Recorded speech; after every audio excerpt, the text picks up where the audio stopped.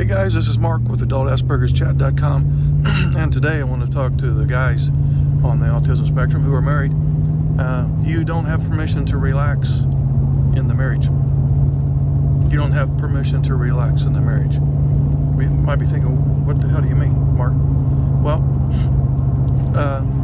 what happens oftentimes, I'm finding with guys on the autism spectrum, they go, I've already done all my work, my mission is accomplished, I've arrived, I can relax. And what they mean by that is, well, you know, I asked her to go out, we went on dates, I asked her to marry me, she married me, we had kids, I have a job, she may or may not work part-time or full-time, and you know, I'm paying the bills, and I'm co-parenting, at least as far as I'm concerned. So I've arrived.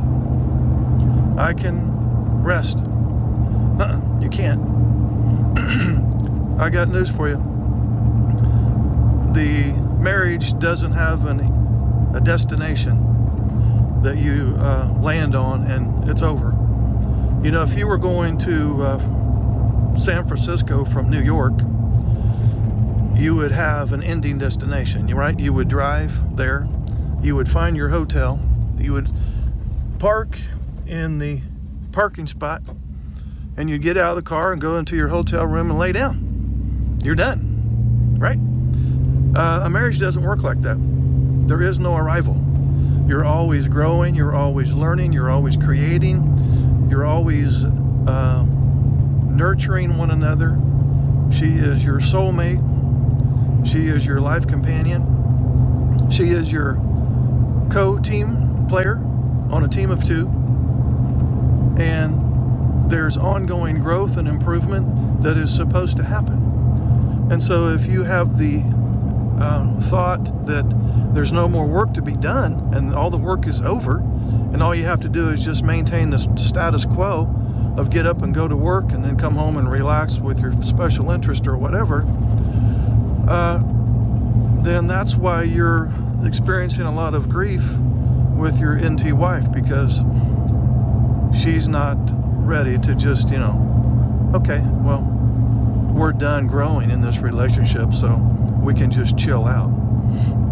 She doesn't think like that, nor should you. Ongoing growth would include give and take in conversation, stopping what you're doing and not be distracted and instead pay attention to her and listen to what she's saying.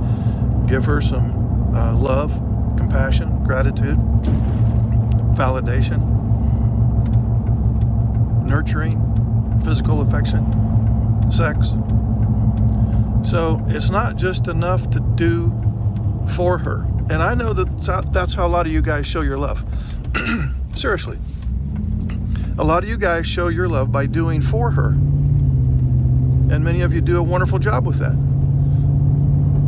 You work, you bring home the money, you may do some chores around the house, you may do some helping out with taking care of the kids and whatnot. And when you do something for her, you know, like, I don't know, change her oil on in her car or something like that, you're task-oriented, and your task that you spent your time and energy on something for her, that is how you show your love. And hopefully she understands that. But it's not enough. It's not enough just to do for her. That's only 50% of the equation. The other part is you have to be with her. There's doing for and there's being with. She's missing the part where you're supposed to be with her. That's what she's wanting. She's saying, I want some emotional reciprocity. I want some empathy. That's the being with part. And being with her is an ongoing project. So if you want to turn it into another task, hey, fine. So put it on your to-do list. At 5 o'clock, I'm going to be with my wife, not with my cell phone and my computer. Or I'm not going to be distracted with other things. I'm going to be with my wife in the sense that I'm focusing on her focusing on us, focusing on the team. So that's the moral to this story, guys. You can't relax. You've been relaxing. You thought you could just have a permanent timeout. No.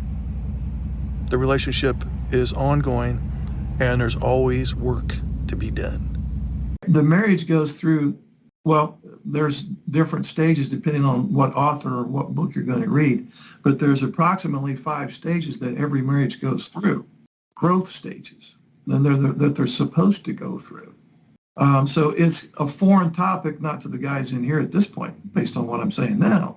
It's a foreign topic to them, for them to think, oh, so the romance phase, which I'm very familiar with, that's not the only phase. There's the romance phase and the settling in phase. They can see those 2 phases.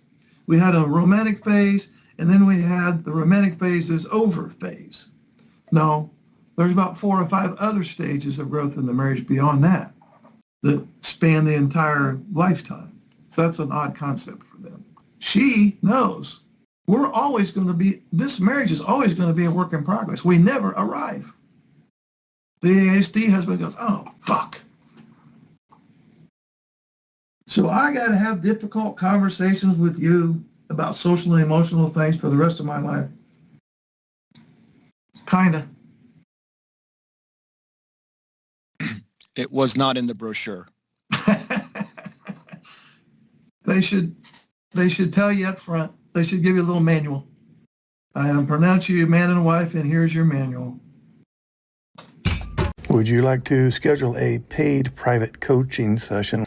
This will be in the form of a face-to-face Zoom call. Underneath any of my videos, you'll see this Calendly link. If you click on that link, it'll open up my calendar. You can pick the available days and times that works for your schedule. You'll get a follow-up email immediately after purchasing a session that will have the Zoom link that coincides with the day and time that you picked. I will get an email too that you scheduled a session, and I will be available on that exact day and time, and we will talk. I look forward to working with you.